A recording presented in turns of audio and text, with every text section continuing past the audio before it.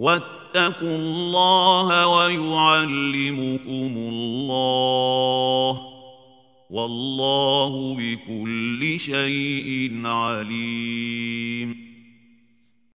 الحمد لله رب العالمين والصلاة والسلام على أشرف الأنبياء والمرسلين نبينا محمد وعلى آله وصحبه أجمعين. Welcome back to another part of Aqeedah for Beginners.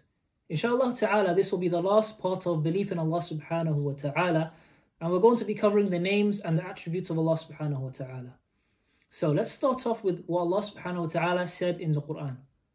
Allah subhanahu wa ta'ala says, وَلِلَّهِ الْأَسْمَاءُ الْحُسْنَى فَادْعُوهُ بِهَا.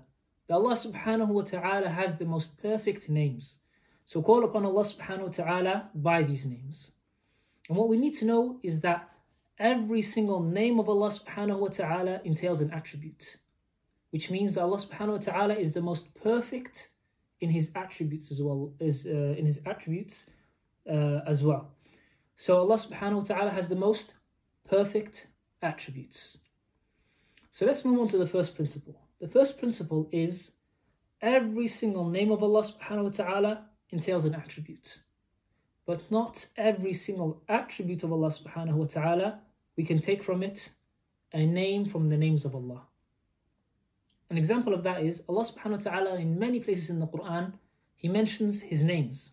So for example, Allah subhanahu wa ta'ala says He is Al-Alim or Al-HAKEEM. Al-Alim is a name from the names of Allah subhanahu wa ta'ala. It means the all-knowing. So we affirm this name. And it entails the attribute of knowledge. So Allah subhanahu wa ta'ala is the most perfect when it comes to His knowledge. The attribute of knowledge. Allah subhanahu wa ta'ala also says that He is Al-HAKEEM. Al-HAKEEM is a name from the names of Allah subhanahu wa ta'ala. We affirm it. It means the most wise. And it entails the attribute of wisdom. So the wisdom of Allah subhanahu wa ta'ala is perfect. Now, let's move on to the second part, which is not every single attribute of Allah subhanahu wa ta'ala we can take from it a name. So for example, Allah mentions in the Quran, ثُمَّ اسْتَوَى عَلَى الْعَرْشِ. Then Allah subhanahu wa ta'ala rose above His throne. So this attribute of Allah subhanahu wa ta'ala rising above His throne, we affirm it and we know its meaning. But we do not take a name from this attribute. We do not say that Allah subhanahu wa ta'ala is the all-rising or the rising. Alhamdulillah. Now that's understood, let's move on to the second principle, which is that how do we understand the attributes of Allah? This principle relates to how we understand the attributes of Allah subhanahu wa ta'ala.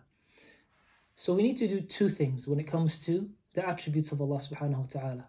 Number one, we affirm the attribute and we know its meaning. Number two, we do not compare it to the creation of Allah subhanahu wa ta'ala, nor do we delve into trying to find out how this attribute is and the reality of this attribute. So for example, let's use the same verse. Allah subhanahu wa ta'ala in many places in the Quran, 7 times in the Quran, said or mentioned this attribute, al-istiwa, ثُمَّ اسْتَوَى عَلَى الْعَرْشِ. That Allah subhanahu wa ta'ala rose above His throne. Now, let's take these two steps, or these two things when it comes to understanding the names and the attributes of Allah. Number one, we affirm this attribute of Allah subhanahu wa ta'ala rising above His throne, and we know its meaning. Number two, we do not compare it to Allah subhanahu wa ta'ala's creation. We do not say that Allah subhanahu wa ta'ala rose above His throne the same way His creation rises above something. And we do not try and find out how it is. We do not say that Allah subhanahu wa ta'ala's rising above His throne is like this, or we do not ask questions about how is it, and other type of questions that may cause us to delve into how these attributes of Allah subhanahu wa ta'ala are. And if we were to look at how the earlier scholars dealt with these issues, then we would benefit a lot from them. So for example, Al-Imam Malik rahimahullah, who was closer to the time of the Prophet ﷺ than many scholars who came after him. To the extent where, if you were to look at Al-Muwatta al-Imam Malik, the book of Hadith that Imam Malik compiled, and you were to look at the chains of narration, you will see that between Al-Imam Malik rahimahullah and the Prophet sallallahu alaihi wasallam, sometimes there may be two people. You will find Nafi' and then Ibn Umar. So you would find that Ibn Umar heard something from the Prophet sallallahu alaihi wasallam, and then Nafi' heard it from him, and then Al-Imam Malik heard it from Nafi'. So you see how close Al-Imam Malik was to the time of the Prophet sallallahu alaihi wasallam. When Imam Malik was asked this question, how did Allah subhanahu wa ta'ala rise above his throne? Do you know how he replied?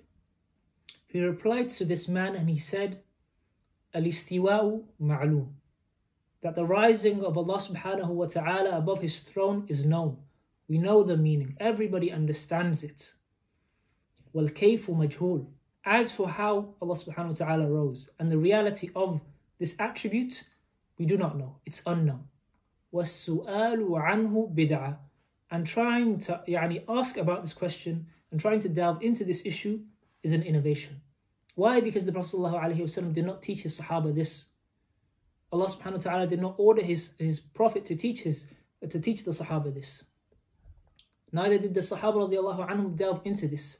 Nor did the students of the Sahaba radiallahu anhum delve into these issues.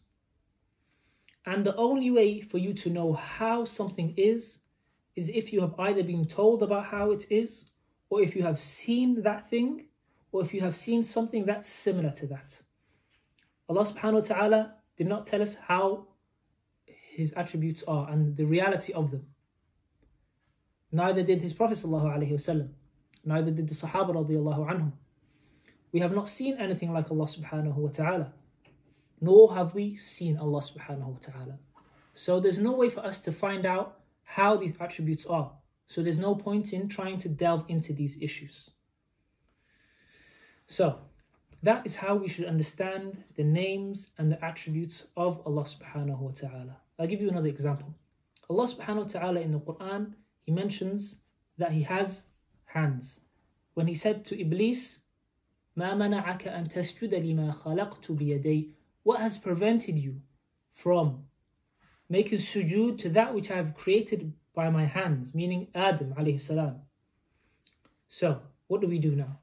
We affirm this attribute and we know what it means. Number two, we do not say that they are like the hands of the creation, nor do we try and find out how they are. Just because two things may have the same name does not mean that they are the same in reality. So, for example, the clock has a hand. Humans have a hand. Both of them are called hands, right? They have the same name. But is the hand of the clock the same as the hand of the human being? No person in their right mind would say that. So, this is how we understand the names and attributes of Allah. We affirm it. We know its meaning. But we do not compare it to the creation of Allah subhanahu wa ta'ala. Nor do we try and delve into how it is.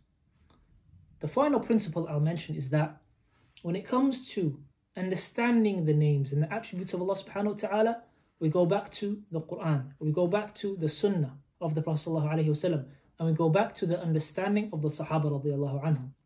Because if you try and say that when it comes to these names and attributes, we can understand them in any way we want, we don't have to go back to what the Prophet ﷺ said, or the Prophet ﷺ did not mention anything clear.